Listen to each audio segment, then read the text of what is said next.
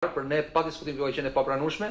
Jam krenar sot të them që kemi vendosur gjithë kapacitetet tona që Këshilli për veçse të qëndrojë në pozitat që ka pasur, të forcojë me ligj funksionet e veta kontrolluese. Janë konstatuar raste kur ka pasur vendimarrje me 3 pesa, pra për tjetërsinë prone, të cilat nuk janë renditur në krye të agjendës, përsëri ka një moment i cili duhet rregulluar në ligj, sepse kur merret quorumi, si rregulla i merret për më shumë se gjysmën e këshilltarëve të pranishëm, në një kohë që nëse në agjendë do të kemi vendimarrje për pronë që duhen 3 pesat, e mira do të ishte, dhe kjo adreson sekretarët e këshillatave bashkiake, që quorumi të merreshe për ato që janë vendimarrje me 3 pesat. Është gjithashtu një praktikë që e kemi hasur, këtë në detaje që besoj këshilltarët do më kuptonin më mirë, po do ndalem pak në to. Rregulli e do që kur bëhen vendimarrje për tjetërsinë prone, quorumi mos jetë thjesht 31, 21, 11 në sallë, por të jetë një quorum i plot dhe mbi bazën e asaj që ka peshën kryesore në vlerësimin e quorumit, të përcaktohet mandej edhe agjenda. Po këto janë çështje teknike të cilat secili këshill ka gjithsesi një zgjidhje në formulimet aktuale. Ajo që dua të theksoj është që në rastin kur merret quorumi në fillim të mbledhjes, ne gjykojmë që nga pikpamja e vlerësimeve në rregullore, pse jo edhe në ligj, quorumi të ligjërohet apo të pohohet për çdo vendim nëse nuk merret parasysh renditja paraprake. Në mënyrë që dhe prefektët, që neve mi kemi parë ndoshta një herë vetëm në sallën e këshillave, të kenë mundësi që kur bëjnë validimin e vendimarrjes këshillit, të munden të vlerësojnë nëse janë vendimarrje me quorum apo pa quorum. Së fundmi, në raport me fazën e tretë, lidhur me afatet ligjore të hyrjes fuqi të vendimeve të këshillave bashkiake, ato në përgjithësi ngelen pa respektuara për shkak se ka një përplasje, do ta diskutojmë pak më vonë, midis parashikimeve që përmban ligji për prefektin e qarkut. Për vendimet normative duhet që ato të shpallen brenda 10 ditëve dhe të hyjnë në fuqi pas 10 ditëve, ndërkohë që në këtë 10 ditëshin e dytë është prefekti që hyn në veprim dhe ai përgjithsisht i merr të 10 ditët, në një kohë që kjo krijon, besojmë, në një përplasje në raport me respektimin e afateve ligjore. Bashkia e Tiranit publikon vendimet e veta në faqe, ka një arkiv fillon nga viti 2009 dhe është në përgjithësinë vazhdueshëm dhe i konsolidon ato përmes portalit kombëtar vendime.al, ku gjenden të gjitha vendimet, madje gjej rastin në këtë panel të nderuar për të thënë që për Këshillin Bashkiak Tiranë, edhe mendimin e projektit Lëvizje Albanias, neve kemi konsoliduar të plot video arkivën e mbledhjeve të këtij këshilli. Është një video arkiv shumë interesante, ne na ka ndihmuar shumë me validuesit tanë për të parë me imtësi dhe do ta vini re që në raportin që ju keni përpara, në raport me vendimarrjen e Këshillit Bashkiak Tiranë ka detaje që ndoshta vetë këshilltarët nuk do t'i kishin vënë re, për shkak se ne kemi mundur të përqendrohemi mbi dhënat audio-vizuale që kemi grumbulluar. Kjo video arkiv do të jepet dhuratë në portalin Open Data Tirana dhe besoj që kryetari i Këshillit Bashkiak ta mirpres si një tregues shumë të rëndësishëm transparence dhe që mund të shërbejë si model. Bashkia Kamez dhe Vore përdorin shërbimin kombëtar që ofrohet përmes vendime.al për të publikuar të gjitha aktet e tyre. Janë 3 grafik dhe unë do ta mbyll këtu prezantimin, se ndoshta për çështjet ligjore më pas mund kemi kohë të diskutojmë, të cilat neve na japin të paktën për vlerësimin e parë tematik të kapitullit 6, zbatueshmërinë e secilit prej neneve, pra 15, 16, 17, 18 deri në 20, nga të treja bashkit. Ju e shikoni që të treja bashkit ka një performancë të përafërt me diferenca shumë të vogla në raport me zbatimin e parashikimeve që përmbajnë nenet e këtij kapitulli.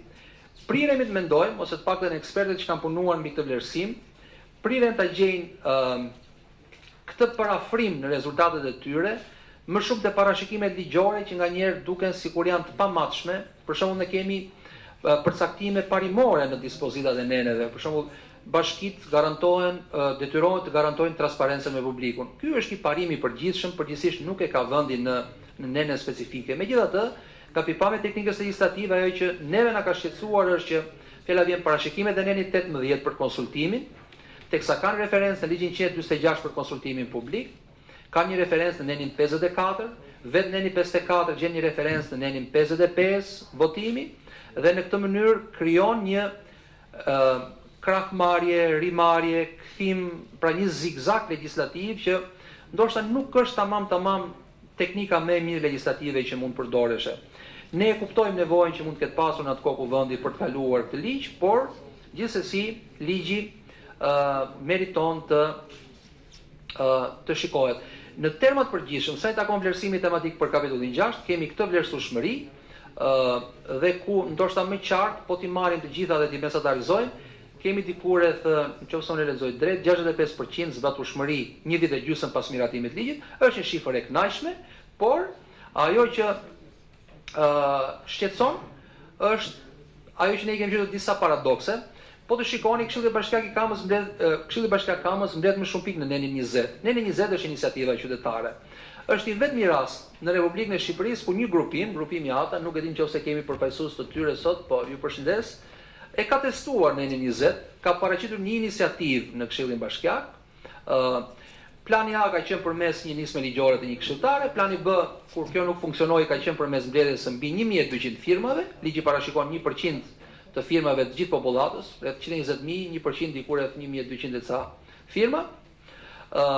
Dhe në këtë pikë, dispozita e parë e ligjit, e cila garanton iniciativën qytetare, është e plotësuar, jo për merit Këshillit, por për merit shoqërisë civile, por nga ana tjetër ajo s'ka gjetur dot finalizim në kuptimin e marrjes, absorbimit dhe reflektimit në një vendim të kësaj iniciative.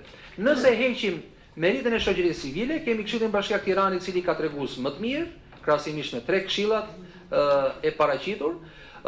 Për të mos ta lënë këtë një paradoks, do ta ftoja Këshillin Bashkiak të Kamezës që le t'i gjendet disa modalitete që ndoshta një iniciativë e cila na ndihmon të gjithëve sa kohë është precedent kombëtar, të kuptojmë dhe ta testojmë në 20, nëse është i zbatueshëm apo jo, t'i japim një finalizim, për po apo për jo nuk ka rëndësi, por që gjithsesi do na ndihmonte shumë të kuptonim nëse me përcaktimet ligjore që kemi aktualisht në dispozicion, arrim dot ta përmbushim garancitë e nenit 20, apo gjithashtu ky është neni i cili duhet ripar. Theksoj që Shqipëria sot nuk ka një kuadër ligjor për nismë ligjore qytetare, qoftë në nivel qendror, qoftë në nivel vendor. Kjo e skuzon tërësisht nëse më pyesni mua Këshillin Bashkiak Kamez. Sot profesoresha Aurela Anastasi po na dërgon mesazhe, po ka një mbivendosje, të gjithë rendin të bëjmë aktivitete. E risjell projekt ligjin për nismë ligjore qytetare në diskutim publik. Parlamenti tashmë do duhet ta rimarrë në një mënyrë apo në një tjetër. Kemi një situatë edhe me ligjin për referendumet, i cili parashikohet në nenin 18 në mos gaboj, dhe ky është një paradoks tjetër i ligjit. Ligji për referendumet i kërkohet të zbatohet si format konsultimi, edhe kur është puna për buxhetin, për paketën fiskale, për taksa tarifa, nuk shkon nga pikpamja e përputhshmërisë, të paktën teknike, ku atje ku normohet çështja e buxhetit, kemi dhe një përmas referendare. Për më tepër, Shqipëria sot që flasim nuk ka kuadër ligjor për zhvillim referendumesh, qoftë kuadër në nivel vendor, qoftë në nivel qendror. INFOCIP së shpejti do nxjerr projekt ligjin e parë, është ligj material dhe procedural për referendumet. Shpresojmë që ta vazhdojmë diskutimin së bashku për të dhënë Shqipërisë një ligj për referendumet, sepse besoj që në nivel të qeverisë vendore ai është shumë i rëndësishëm. Vlerësimet e përmbledhura për Këshillin Bashkiak Tiranë janë funksionim ligjor konsultativ ka mbetur i pakonsumuar, është një funksion i parashikuar qartësisht në 1854, por është absorbuar nga ekzekutivi, mbledhjet kanë qenë të hapura dhe me pasurim të plot mediatik. Këshilli Bashkiak Tiranë vjen të funksionojë me një rregullore që bazohet në një ligj tashmë të shfrytëzuar. Problematika e quorumit vendimmarrës duhet të interpretohet rigorozisht edhe në kushtet e rregullores së re, e cila duhet të hartohet sa më parë me konsultim publik konform parashikimit ligjor. Vendimet janë pasqyruar në vendime.l dhe nuk rezultojnë kthime nga prefekti. Në rastin e Këshillit Bashkiak Kamez, janë të gjitha parashikimet e mësimeve me përjashtimin që prefekti ka ushtruar pothuajse për çdo vendim të Këshillit Bashkiak me natyrë normative të drejtën e kthimit për rishqyrtim të vendimeve. Gjej rastin ta theksoj këtë specifik, 27 rikthime në 2017, 50 në 2016, për të cilave 9 bien në këtë periudhë nëntor-dhjetor 2016 që mbuloi ky monitorim. Vendimet janë rifutur në këshillat miratuar pa ndryshime, nuk ka reperkursione mandej nëpër gjykata. Një që është gjithsesi në totalin e rikthimeve është fituar nga Këshilli Bashkiak Kamez, të paktën në shkallën e parë gjykimit administrativ, që ose unë e kujtoj drejt. Në gjykimin tonë është një cënim që prefekti i ka bërë parimit të autonomisë vendore, janë shumë kthime të papranueshme dhe duhet që edhe nëse i krahasojmë rrethanat, asnjë kthim për Këshillin Bashkiak Tiranë, asnjë kthim për Këshillin Bashkiak Vore, kthime sa për gjithë Republikën e Shqipërisë në Këshillin Bashkiak Kamez. Isha detyruar ta thosha këtë, sepse ndjej një obligim edhe vetë si ekspert që jam marrë në vlerësimet dhe interpretimet e ligjit. Sa i takon Këshillit Bashkiak Vore, ka një funksionim të rregullt, ka një solemnitet diçka të munguar në raport me aksesimin e publikut në mbledhje, por dhe në raport me mos reflektimin përmes ndonjë formati të njohur të asaj që quhet dimensioni i mbledhjeve të hapura. Vendimet janë të pasuruara rregullisht përmes platformës kombëtare vendime pikal. Prefekti, siç e thash, nuk ka bërë kthime për rishikim të vendimarrjes në Këshill. Janë vënë re gjithsesi që ka shumë prekje të buxhetit, ka shumë prekje të paketës fiskale. Nuk di pse kjo ka ndodhur, por ne në studim kemi bërë një vlerësim ku mendoj që Vora është ndoshta ndër bashkitë, se në vendime pikale na jep mundësi të kuptojmë dinamikën e prekjeve të buxhetit për të paktën 31 bashki sot që flasim. Juve jeni bashki e parë krahasuar me të paktën 31 bashki të vendit në raport me prekjet, rishikimet e shonka që i është bërë buxhetit dhe paketës fiskale. Kjo është i përmastishmërie, sepse ato vërtet kur ka rishikime duhet preken përmes vendimit të Këshillit, por nga ana tjetër, mirë është që parashikimet jenë sa më të qëndrueshme dhe të sakta. Vjetre në Këshillin Bashkiak Vore, një vështirësi serioze, mendoj që në këtë pikë duhet parë diçka qetësisht me pushtetin qendror, në raport me ushtrimin sovran të së drejtës që ky Këshill ka për të bërë vendimarrje mbi territorin e vet. Ne kemi konstatuar vështirësi të rëndësishme si në çështjet e shpronësimeve, ashtu edhe në çështjet të tjetërsimit apo dhënies përdorim të baseneve ujore, milionit të jenë konkret, sepse këtu kemi kryetarin e Këshillit Bashkiak. Është një vështirësi e cila në gjykimin ton ka cënuar parimin e autonomisë vendore. Neni 9 i ligjit 139/2015, paragrafi 1.2 pika B përcakton se drejta e pronësisë ushtrohet nga Këshilli i Përkatës, i cili nuk mund t'ia delegojë ushtrimin e kësaj të drejte askujt tjetër. Në studim ju keni një shtellim të plotë të situatës dhe parashikimeve kushtetuese dhe ligjore, sepse Këshilli është autoriteti vetëm që merr vendime mbi pronën, mbi basenet ujore, mbi çështjet e kanalizimeve e kështu me radhë. Nëse rrethana është e tillë që pushteti qendror e ka marrë të drejtë në vlerësimin e këtij studimi, ky është një uzurpim i të drejtës tuaj për të bërë vendimarrje mbi këto çështje. Nuk dua të zgjatem më shumë.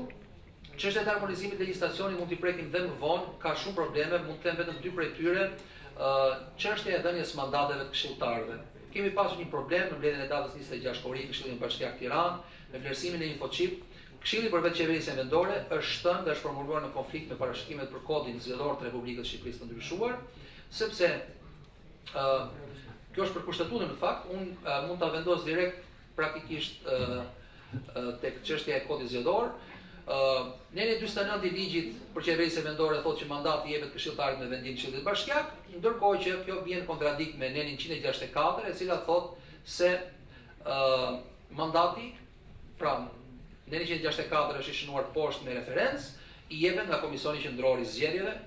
Është një kontradikt pozitive apo negative, nuk di të them. Këtu janë vetë përfaqësuesit e Këshillit Bashkiak të Tiranës që mund na flasin mbi këtë çështje, por ne mendojmë që duhet prevalojë dispozita e kodit zgjedhor, sepse ky është një nga ato akte të cilat merren konform parashikimeve të nenit 81 të kushtetutës, pra është me sumicë të cilësuar, njësoj sikurse vetë ligji për reformën administrative territoriale. Për të mos u zgjatur shumë, janë dikur edhe 10 ligje për të cilat ne kemi hasur kontradikta në dispozita midis neneve të ligjit për vetë qeverisjen vendore dhe neneve të ligjit dhe ligjeve sektoriale që normojnë çështjet saktuara. Është ky momenti për ta lënë tashmë këtë prezantim me një përshtypje pozitive dhe jashtëzakonisht me një falënderim të plotë për Këshillat Bashkiake që na kanë aksesuar jashtëzakonisht mirë në si INFOCIP. E gjej vetëm paksa të privilegjuar krahasimisht me kolegët e tjerë. Do doja që të ishim njësoj të aksesuar edhe me ata, megjithatë, unë pa humbur kohë, teksa i kemi prezantuar këto gjetje, do doja që